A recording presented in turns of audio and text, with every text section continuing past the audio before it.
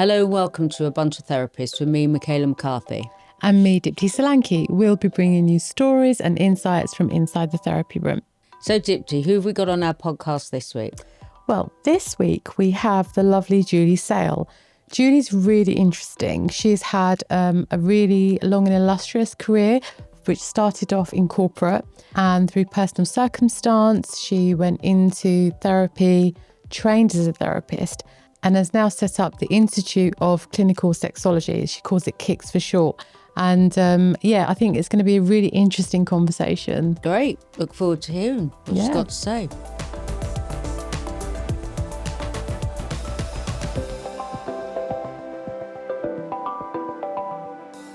So Julie, welcome to our podcast. Thank you. And as you know, the podcast is a bit about why people get into therapy, how they get into therapy. So maybe you could start. Where do you want to start? Well, if we're talking about that journey to becoming a therapist, then that's such an interesting question because the background I come from, this isn't a predictable pathway. Psychology wasn't taught at school when I was at school. This is aging me now. And I don't think we really knew what a counsellor was. But if I think about what I was like when I was a little girl, I was always really sensitive and really empathic. And my family used to laugh at me because I'd cry at the cartoons and I'd cry at Lassie and Skippy. And anyone at a certain age will know about Lassie and Skippy. Anything where anyone got hurt or anything was sad, I'd be in tears. And even on Tom and Jerry, there's a cartoon where a character, they're not letting them in the door and they're knocking on the door going, let me in. And I still remember crying at that. Oh, really? So, Was it Jerry knocking at the door? I think so. Let me in. I'm like, oh, they're not letting him in. So I was notorious in the family for being sensitive and empathic. And I think that's got to be part of what drew me to eventually training as a therapist. So you mentioned about your background. Yeah. You know, I mean, we're probably similar age. You know, we didn't have socials or websites. We didn't have anything. No. And so it was all word of mouth. Yeah. You know, all the yellow pages. Right, look it up in like the the yellow old ages. pages, you know. How was counselling viewed then from the outside then? It was just what not was it heard viewed of. in your family? So when you went into therapy, what did your family think about you going Well, into therapy? we were a lot further on then, Okay. you know. So at the time, though, when I was young and working class people, it just wasn't a thing. You know, nothing was a thing like that. You just didn't know about it. But people didn't talk about having anxiety or depression or mental illness. It just wasn't talked about. Well, in that mental way. illness really was in psychiatric hospitals, right. you would hear, because my mum was section, so I kind of heard Yes. that. But the thing is, people they would say they lack confidence or something, or there's something wrong. They've got a bit of depression. Yeah, it's over there, sort of thing. Everything was over there, or they're an alcoholic. They drink too much, or whatever. It just wasn't known about really.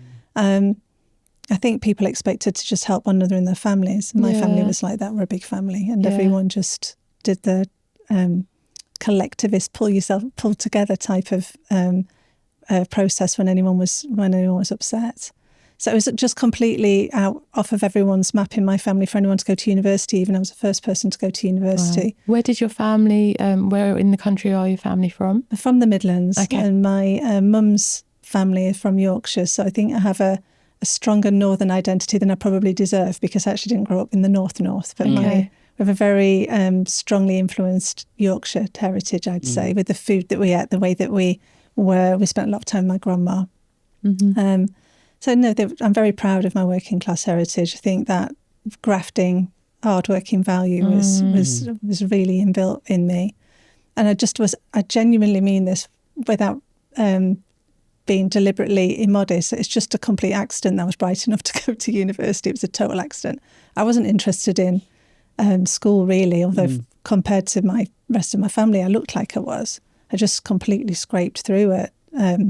What's called GCSEs now, the O levels in the olden days. And then something clicked in me, which was actually, Julie, you're bright enough to do this. And I worked really hard for my A-levels and really aced my A-levels. Then went to university, which was the most anxiety-provoking thing I'd done in my life to that point, because no one had been away like that. And that set me on a completely different path.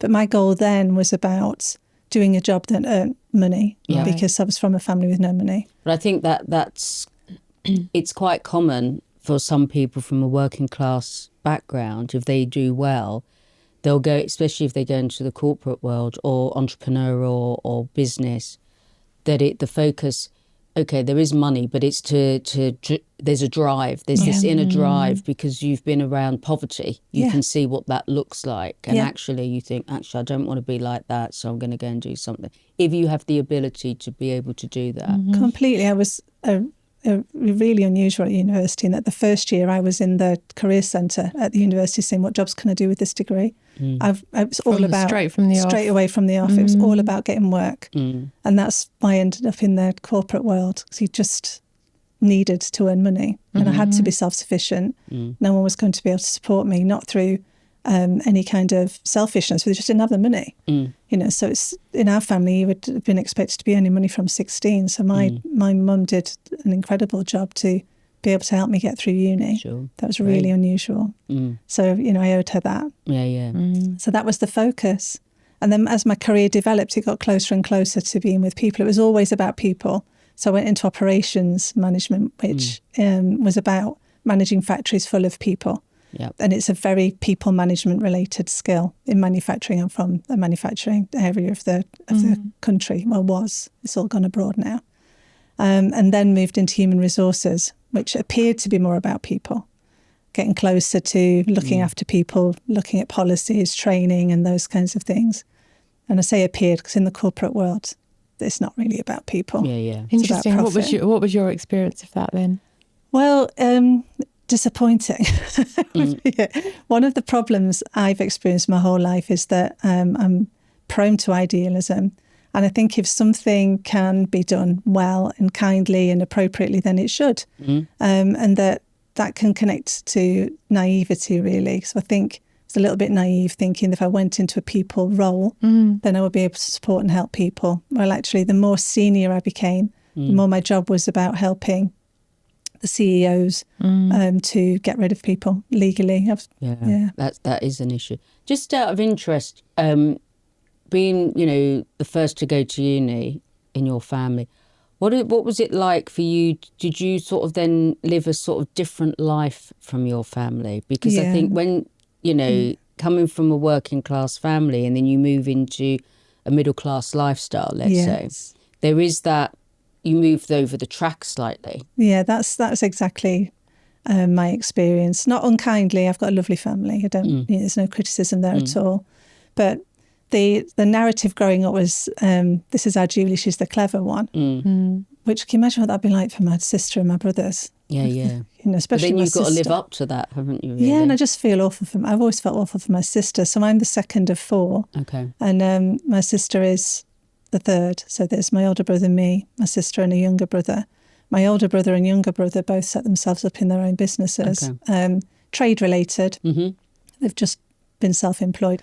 But my sister's been mostly home-based, looking after her children, looking after grandchildren. And to be, you know, we're the two girls in the middle, and for her to grow up with this narrative of this bigger sister who's clever and has gone off to university, and that was annoying for her, I think, although she's really kind about it. And I think what the narrative in the family was then, well, she might be clever, but she's got no common sense. So that I kind of played up to that a little bit to kind of balance it all out. Sure. Was there a tendency for you to kind of shrink as a result of having that praise heaped upon you and all these expectations when you're around your family? Well, I wouldn't say shrink. I'd just say probably put a bit of a persona on, you know, a bit of you're being silly. Just to downplay it. Yeah, downplay it. And that's from me. It's not them. That's from me. But the really pivotal thing, as well as being unusual and going to university, the really pivotal thing was I was very unwell when I was little. And that also had a massive impact on myself, my parents. What happened? So when I was 5, I developed appendicitis, and it was believed to be colic by the doctor for 5 weeks. So by the time I actually was sent to hospital, my appendix was perforated and gangrene. Gosh. So at 5 years old, I'm in an emergency situation. So that was really serious. And my memories of life start there, really. And how long were you in hospital? So on and off for a whole year, Wow. I think. So I had appendicitis and a perforated burst appendix, basically, in emergency surgery. Then peritonitis, and then an adhesion of the bowel, which is very dangerous. How has that affected you, that experience? Well, I think it really compounded this sensitive little girl, really, because I learnt you could die very, very young. And then I grew up with the narrative, this is our Julie. I've got quite a few, this is our Julie's, right? This is our Julie. Everyone says our in front of your name when you're from the Midlands or North.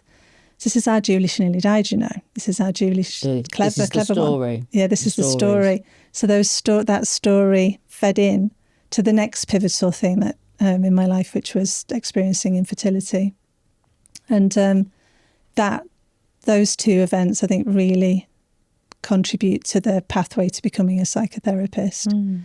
I didn't have a narrative, though, of myself as having any issues at all. I was one of those therapists that go into training thinking, I'm here to help other people and I'll go to therapy because I need to, and that'd be lovely and really interesting, but I haven't got anything to talk about. Just a requirement of the call. And it wasn't arrogance. I wasn't like, I've got, I'm not going to get anything out of it. It was, I've been all right. Nothing. What was I thinking? I'd had a near-death experience 2 or 3 times, 5 to 6, and really had a rotten time trying to conceive.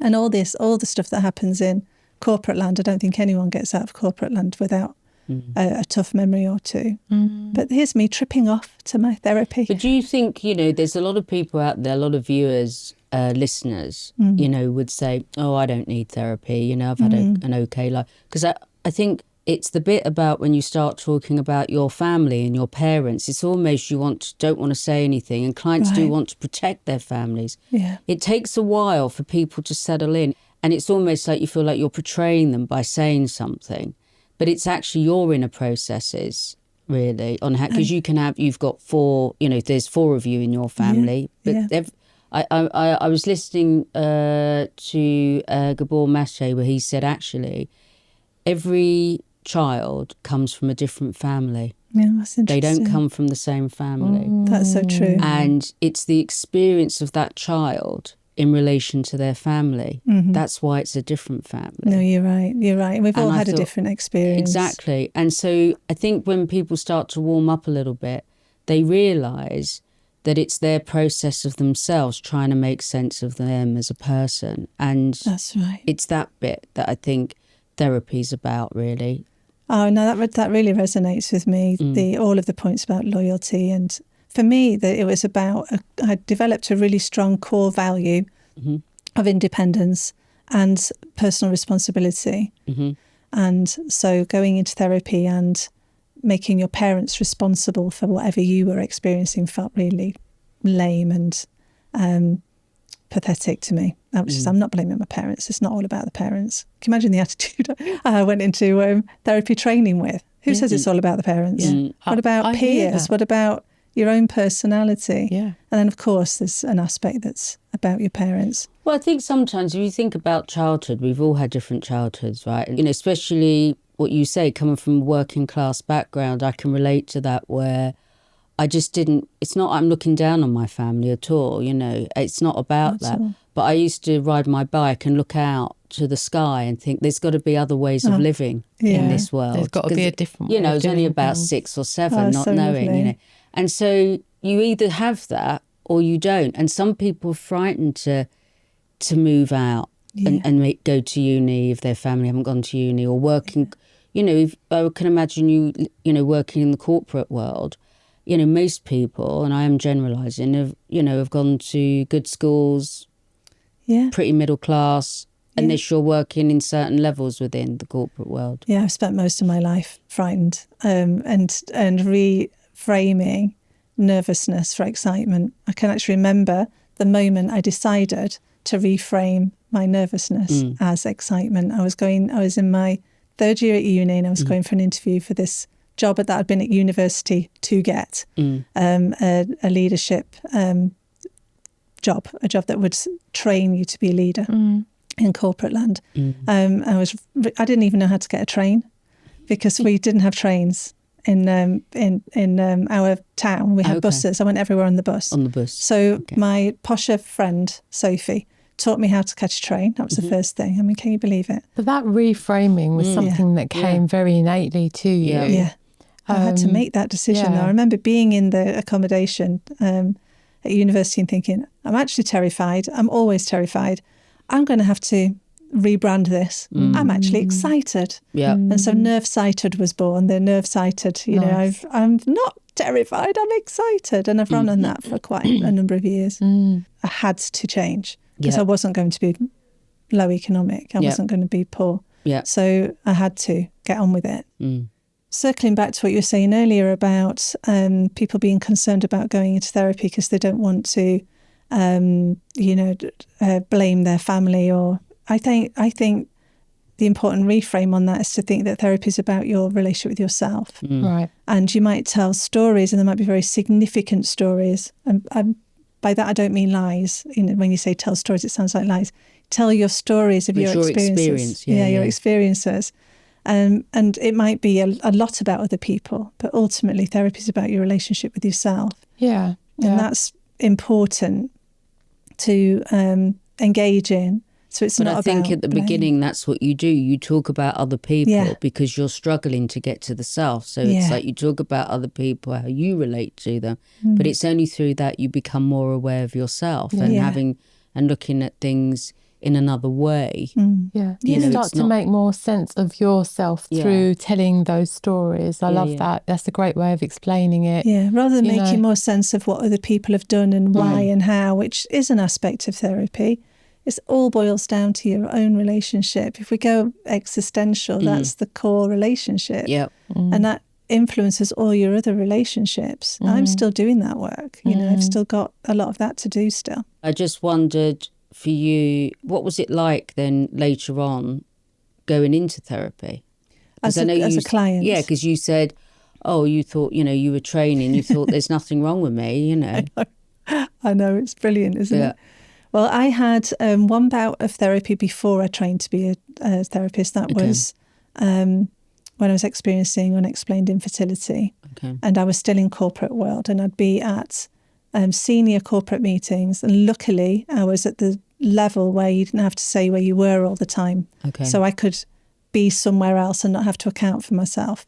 And where I'd be sometimes was at an IVF clinic, or where I'd be sometimes would be at therapy. So that I would be in an important meeting holding everything together, and then be in bits in a therapy session, and then or be at an IVF clinic receiving IVF treatment and nobody knew at work.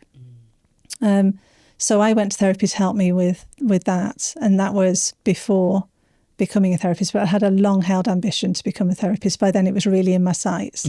That was going to be what I did when I had my kids. The problem was it was 6 years in and not having the kids because the. So how did it all pan out for you with your IVF? And with IVF, eventually worked out. So I have 2 young people who I'm really delighted about, and they're gorgeous humans. So I'm really pleased about that. Well, you had to work hard to get them. I did, but not everyone's story ends like that. So I'm very sensitive to that. I've worked with many women, and it hasn't.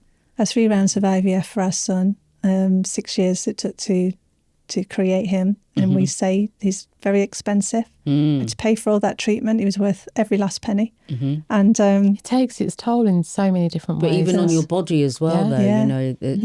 But for me, the minute I had him, none of that difficulty existed anymore. And then I fell pregnant straight away with our daughter. It's interesting, isn't it? Yeah, the body knew what to do by then. But there's a psychological component to that, which is why I went to therapy, because part of the narrative around being ill when I was little was that because I was so little when all of that happened, the operations around the bowel, the appendix are all in proximity to a little girl's ovaries and uterus.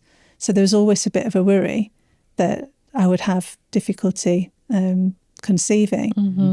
I grew up with that in the ether somehow. I kind of grew up with that in my awareness somehow. And so it wasn't a surprise, I don't think, that I had unexplained infertility. And I also think part of my guilt about being cleverer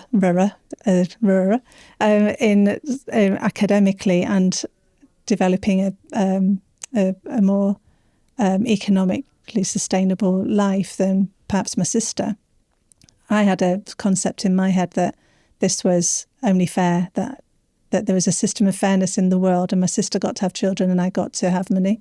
These are all awful beliefs that just coalesce in your mind. But but why can't you have both? Of course, but these were the so it's being unconscious. Punished. So you're being punished for making a success of your life. Yeah. And actually, by the way, you can't have kids now. Yeah, and that was just I was aware of those thoughts and aware that they probably weren't based on any form of reality, but they were affecting me. That's why I went to counselling for the infertility. And had you trained by that? No, that was just before. Yeah. It wasn't a great experience. I don't think the therapist was very good. And it was about that particular therapist's way of holding boundaries and with time in particular. So I'd be really distressed. I was so distressed. This was all contained in, I was running this corporate life. And the one thing I wanted in the world was children, and had always wanted, and wasn't able to have them. So there's so much distress, and I'd be really distressed. And at 45 minutes, this counsellor would say, "And anyway, how are we doing?" No matter what you were talking about. No matter what I was talking about, I would be sobbing. And I just thought, do you know what? That's not okay. That's not an okay way to hold a boundary. It was because the time was, coming up. What did that feel like when those points when that Violent, happened? brutal, unkind. And I, at that point, promised myself that if I did become a therapist, my hour would be 60 minutes. Wow. I'm having none of this 50-minute hour thing. It was 60 minutes, and they've always been 60 minutes. Then my client's paying for an hour. That's partly working class values. Paying for an hour, you're getting an hour, and no one's going to end in that. But I think as you become more experienced, you find a way of that. I mean, I don't sort of kind of say, we've got 10 minutes now and all that. You just sort of can change the tone a little bit or bring people up into their head a bit more and stuff. You find that skill set. So then you found a therapist. So I had that therapist, and then I conceived, spent a number of years then focusing on my children. Yeah. I went back into corporate land for a couple of years, and then thought, no, I've got to bite the bullet, and started my psychotherapy training. Then went into therapy because of the psychotherapy training. And that, again, wasn't great. And I think the message is that different modalities suit different people at different times, depending on where you're at. That's why we've got so many different approaches, and different therapists suit different people. But I think the problem with that, Julie, is that when you're in therapy land, if we're using that kind of language, is that we know what we're looking for when it comes to approaches. But if you are a lay person who's new to the world of therapy, who's looking at everything going, I need to find a therapist, most people who will read the listings, they don't know what they're looking for. No. So how can somebody, like anyone listening to this, how can they be really discerning? How do you choose your therapist?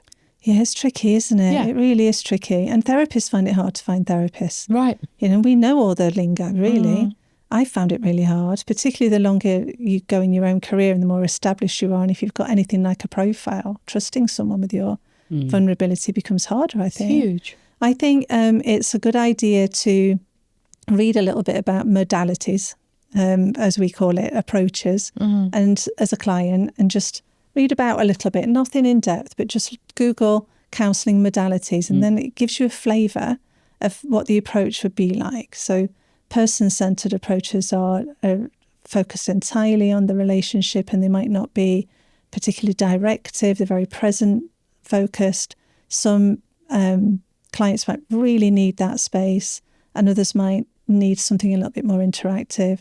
Cognitive behavioural therapy is what it says on the tin. It's looking at thoughts and feelings and behaviours and how they might relate to one another. Psychodynamic is inevitably going to look at your past and consider the dynamics of your family in terms of the way that you've developed. They're all valuable, but for some experiences, some presentations, as we call it in therapy land, some concerns, some modalities fit better for others. It goes a long way to just look at people's faces and think, can I talk to that person and trust your instincts? And even if you speak to someone, whether through a friend or something, and then, you're thinking about therapy and they'll say, oh, I know a therapist. Yes. I know someone who recommends this therapist.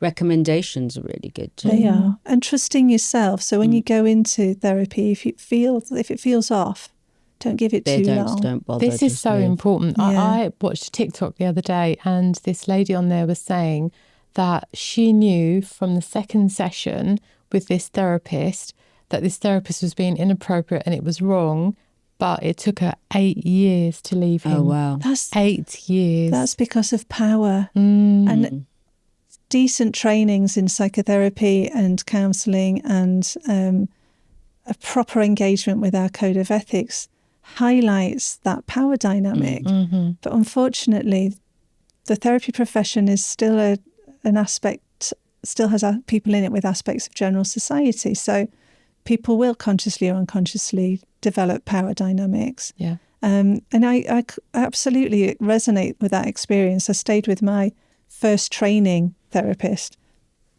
for far longer than I should have done. Yeah. It wasn't working for me. It was making me feel more mentally unwell I'd felt my whole life. And that again was a big, I think, because of a poor match between what I needed to bring and the way it was being interpreted.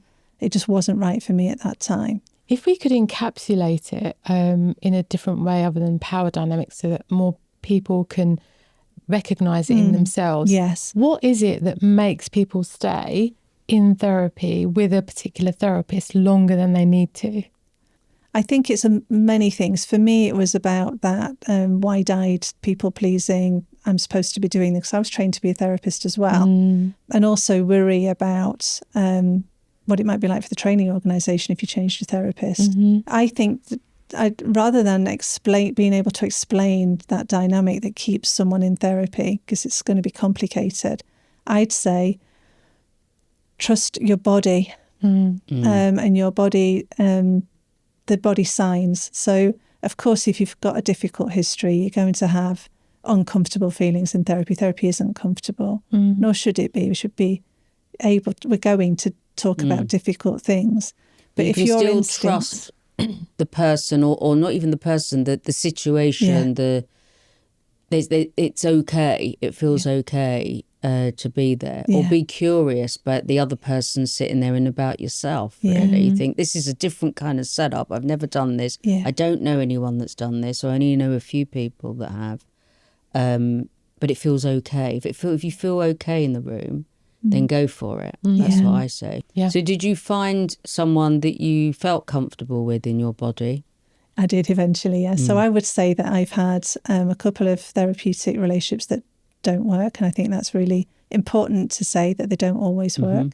And I've had some that have been really helpful, and I've had one or two that have been life-saving. So it's that range. And as a psychotherapist myself, who had some understanding of the profession, I've still had that range of experiences. So therapy can be all of those things. You've been listening to A Bunch of Therapists with me, Michaela McCarthy, and Dipti Solanki. And if you enjoyed this episode, don't forget to review, like and subscribe to wherever you listen to your podcasts, and do follow us on our socials. Until next time, see you soon.